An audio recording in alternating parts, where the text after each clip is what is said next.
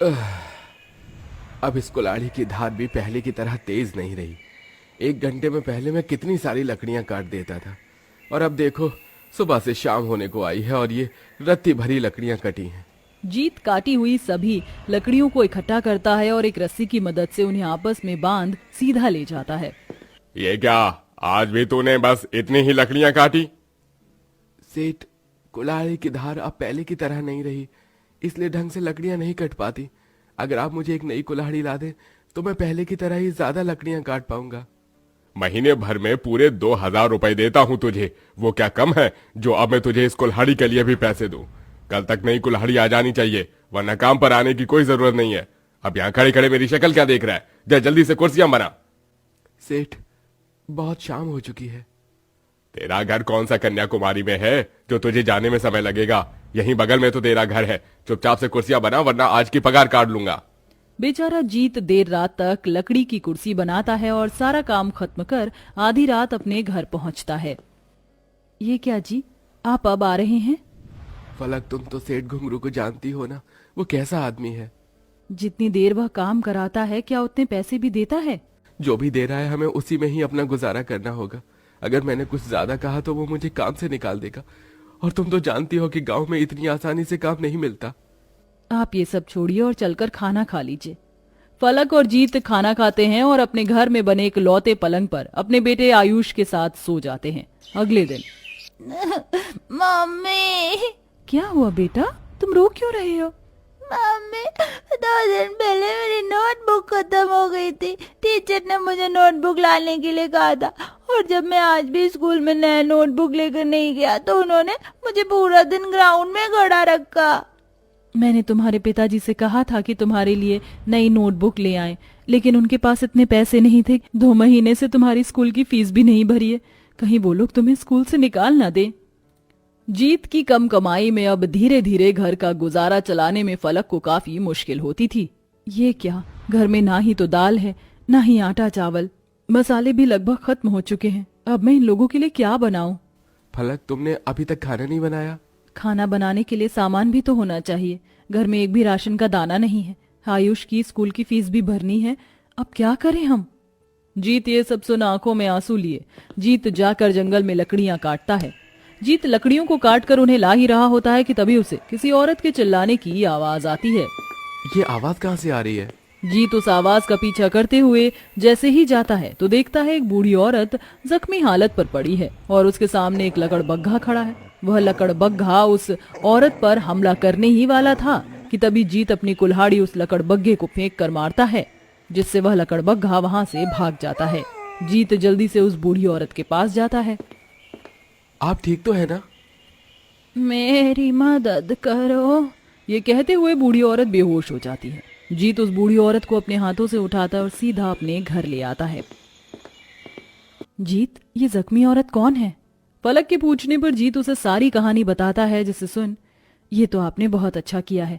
आप जल्दी से इन्हें पलंग पर लिटा दीजिए, मैं चूल्हे पर गर्म पानी करती हूँ।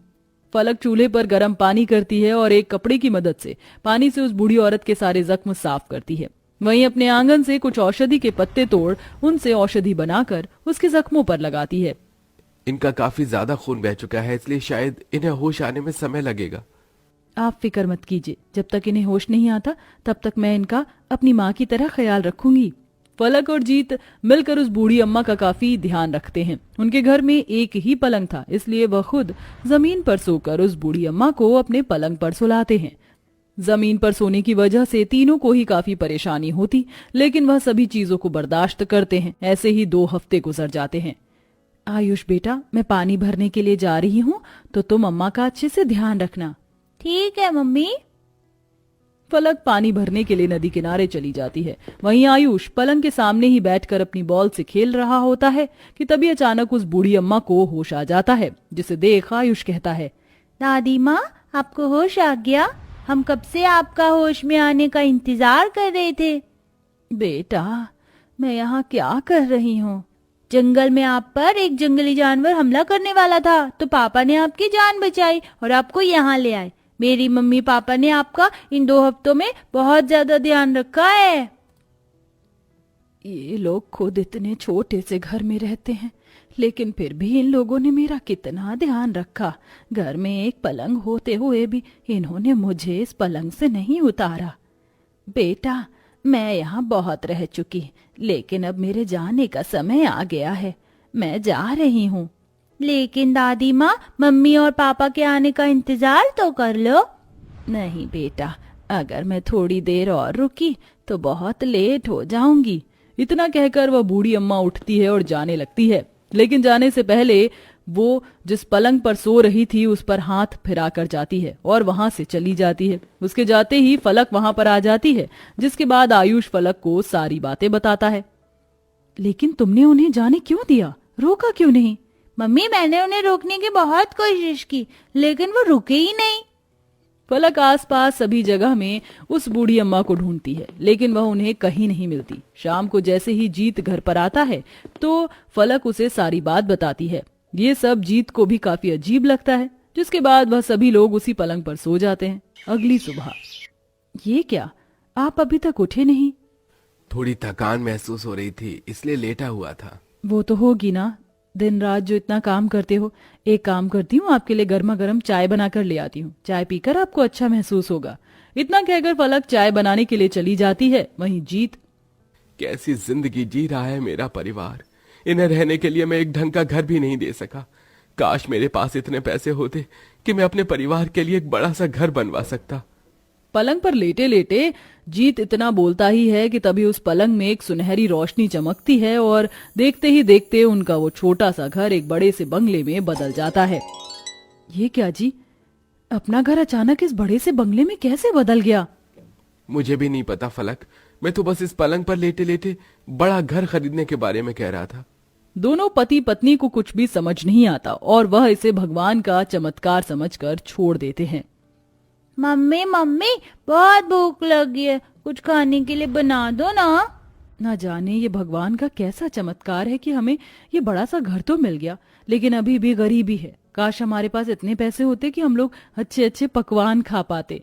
आयुष और फलक उस पलंग पर बैठकर यही बात कर रहे होते हैं कि तभी अचानक फिर से उस पलंग में एक सुनहरी रोशनी चमकती है और देखते ही देखते उनके सामने बहुत सारे सोने के सिक्के और पकवानों की थालियां आ जाती हैं।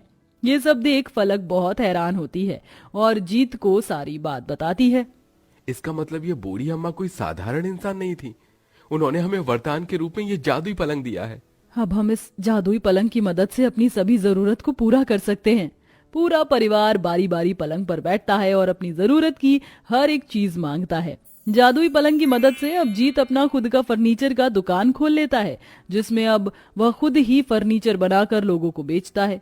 लोगों को जीत के फर्नीचर इतनी ज्यादा पसंद आते हैं कि अब सब सेठ घुंघरू को छोड़ उससे ही सारे फर्नीचर खरीदते हैं, जिससे अब सेठ घुंघरू का काफी नुकसान होता है।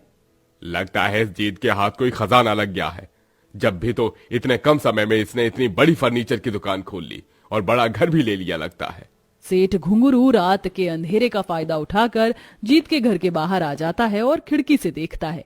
ए जादुई पलंग, मुझे अपना जादू दिखाओ और मेरे सामने हरी सब्जियां ले आओ। फलक के इतना बोले ही वह जादुई पलंग में से रोशनी निकलती है और फलक के सामने ढेर सारी सब्जी आ जाती है। इसका मतलब ये जादुई पलंग है। अगर ये जादुई पलंग मेरे हाथ लग जाए तो मैं तो माला माल हो जाऊंगा। सेठ के मन में लालच जाग जाता है, जिसके बाद वह जीत के घर पर नजर रखना शुरू कर देता है। और एक दिन जब जीत के घर पर कोई नहीं होता तो वह कुछ आदमियों की मदद से उसके घर से उसके पलंग को उठाकर सीधा अपने घर पर ले आता है। ए जादुई पलंग, मेरे पूरे घर को सोने के घर में बदल दो। यहाँ की सारी चीजों को हीरे का बना दो और मुझे माला माल कर दो। सेठ घुंघरू के इतना बोलते ही उस जादुई पलंग में से रोशनी तो होती है, लेकिन सब कुछ उल्टा हो जाता है। सेठ घुंघरू का पूरा घर एक टूटे फूटे लकड़ी के घर में बदल जाता है। वहीं उसके कपड़े भी फट जाते हैं। हे भगवान, ये क्या हो गया? मैं तो लुट गया, अरे बर्बाद हो गया। सेठ घुंघरू रोता हुआ जीत के पास जाता है और उसे सारी बात बताता है। सही कहा है किसी ने, लालच बुरी बला है। देखा तुमने, तुम्हारी लालच की वजह से तुम्हारे साथ क्या हुआ। अरे मुझे माफ कर दे जीत, और मेरी मदद करो वरना मैं बर्बाद हो जाऊंगा। जीत फिर से उस जादुई पलंग पर बैठकर सब कुछ पहले की तरह कर देता है, जिसके बाद अब सेठ घुंघरू को भी अपनी गलती का एहसास हो जाता है और वो जीत को उसका जादुई पलंग वापस कर देता है, जिसके बाद अब जीत का परिवार खुशी खुशी रहता है।